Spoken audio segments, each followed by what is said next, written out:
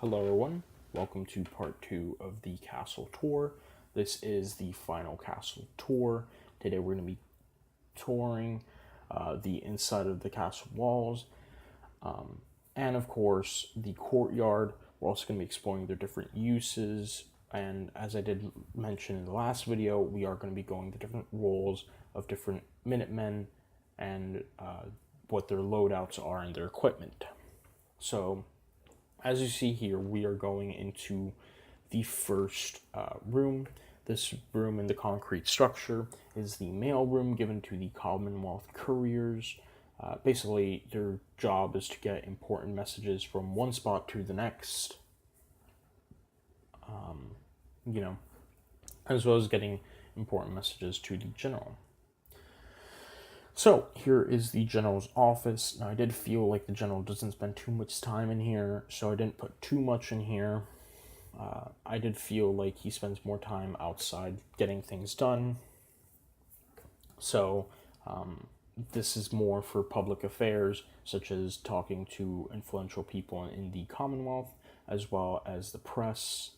Here, as we see, we have Preston Garvey's office, which of course he is the second in command. He doesn't deal with the public affairs too much. I figured he more deals with just different things.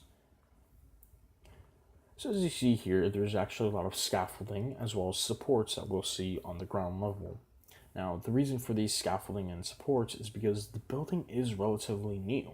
So there's still supports and scaffolding to hold up the freshly poured concrete until it's done being pretty much hardened, until the building is finished. Here we have the main stage area with some seating. Here the general will make speeches. Here are 3 seats for the general, Ronnie Shaw, and Preston Garvey, or if the general wants to commemorate a certain Minuteman for their actions, it is for that certain Minuteman, the general, and of course Preston Garvey. Here we are going to move into the armory. Now, as you see on the armory wall, there are 6 weapons that all have different roles, and we'll see actually the armor that the 6 different roles use. So the first weapon that we actually have is the standard defender's rifle, and this is given to people who are basically defending different settlements in the Commonwealth as well as the castle. It's fully automatic, meant for taking down a lot of targets at once. Here we have the infantry runner's musket, which is small and compact and meant for more self-defense as opposed to fighting. Next we have the mortar crew's pistol. Now this pistol is given to every mortar crew member. Here is the mortar crew leader's pistol. It's only given to the leaders as self-defense. Here's the infantryman's laser musket, which is given to every infantry member. This is more meant for self-defense and long-range engagements. Here is the CQC shotgun, which stands for close quarters combat, which is meant for more clearing out buildings as such, not really long-range engagements. There are 2 powered doors to the armory. As you see here, we have 6 different classes, as well as the general's main power armor.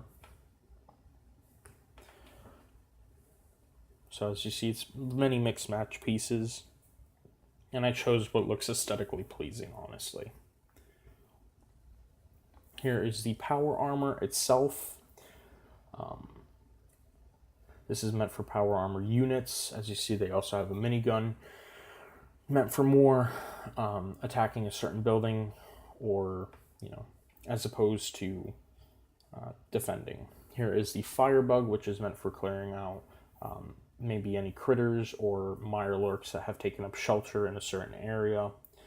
Fun fact, I think that's actually the flamethrower that I used to clear out all the nests in the castle when I first came to the castle.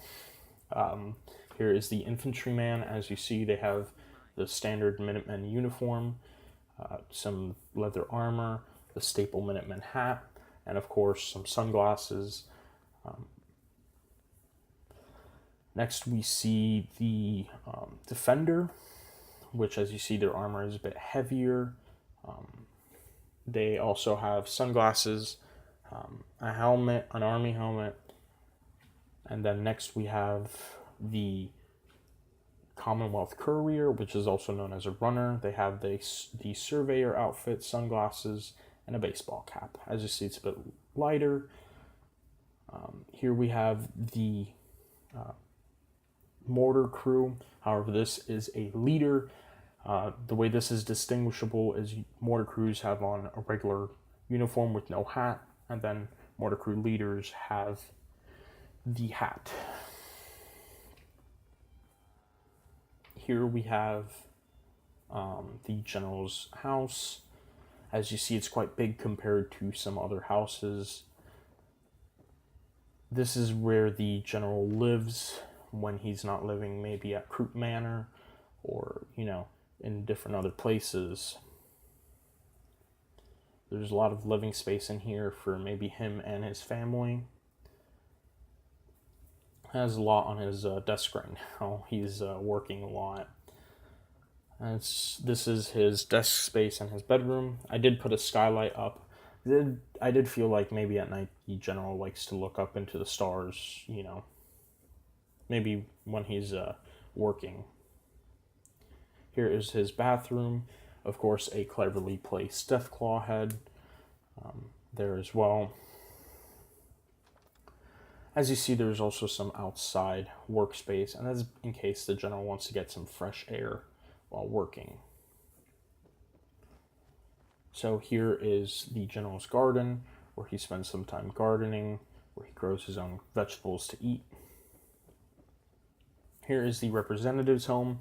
As you see, it's a bit less personalized because I did feel like the representatives spend probably about 2 weeks out of the entire year at the castle, talking about the different problems settlements might have. Here is the clinic. As you see, here is the surgery table. Nothing too much. Here are some recovery beds.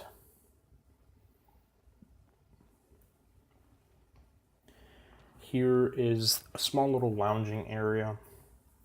Just a general lounging area. Really meant to cover up the rubble pile, in all due honesty. Here is the entrance to the cafeteria where you get your drink, and then you can come in and get your food.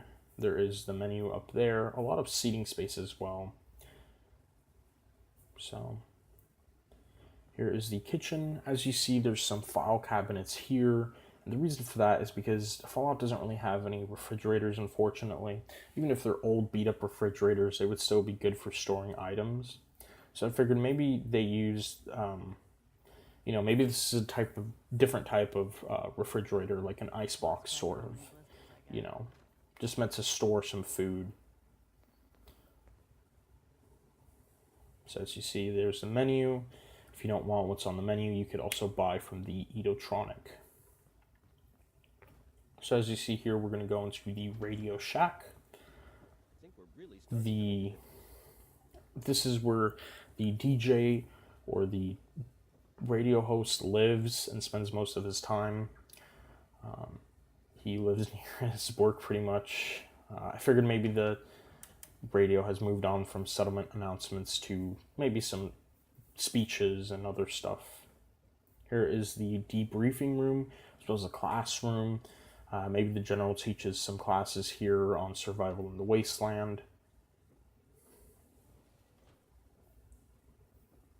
Here we're going to move into the records room. Here is basically where all the records are kept. Here is Preston Garvey's room. Nothing too much. It's relatively small, but it's okay. It's not meant to be too big. Here is the courtroom. As you see there are 3 chairs for Preston Garvey, Ronnie Shaw, and of course the general. There are also 3 flags to show who the Minutemen are allied with. There's the evidence table where all the evidence is placed. Here is the records keeper, where the records keeper will write down everything and anything that is said within the courtroom behind closed doors. Records are, of course, public information, so anyone can really have access to it. If asked, of course. Here is the workshop. Now, it's a little workshop, more meant for storage, nothing too much. Here is Ronnie Shaw's room. As you see, there's a desk. She has her own workspace. And, of course, a bed area. We're going to move on to the bathroom. Just a relatively small bathroom built before the war. Nothing too much. We're going to go into the generator room. As you see here, this is the engineer's quarters, pretty much. He spends more time in his quarters, or outside as opposed to in his quarters. And that's why it's relatively small. Here we have his desk and some computers to keep track of all the generators and their workings. Here we have the two main fusion generators, and of course the main switch. So we're going to move into the barracks. Of course, there are a lot of beds in here, as well as the main bed with a bell, and that is the bunkmaster's bed. Of course, he'll ring the bell in the morning for everyone to get up at the same time and get to work. Here is a small security checkpoint for the jail cell. Of course, some records are kept here as well on any members that were put in jail. As you see, it's nothing too big, not really meant for members who are kept in jail to be kept for a long time. So we're going to run right back outside. We're going to go up here on top of the radio shack. And here we have the little sort of guard post to shoot down, maybe, in case there's any intruders. Here we have the main power for the radio room. They, of course, have separate power. In case a raider shuts off the main power, the radio still keeps functioning. Here is O'Reilly's bar. As you see, it's relatively smaller. As you see, there's a lot of sort of different heads up there.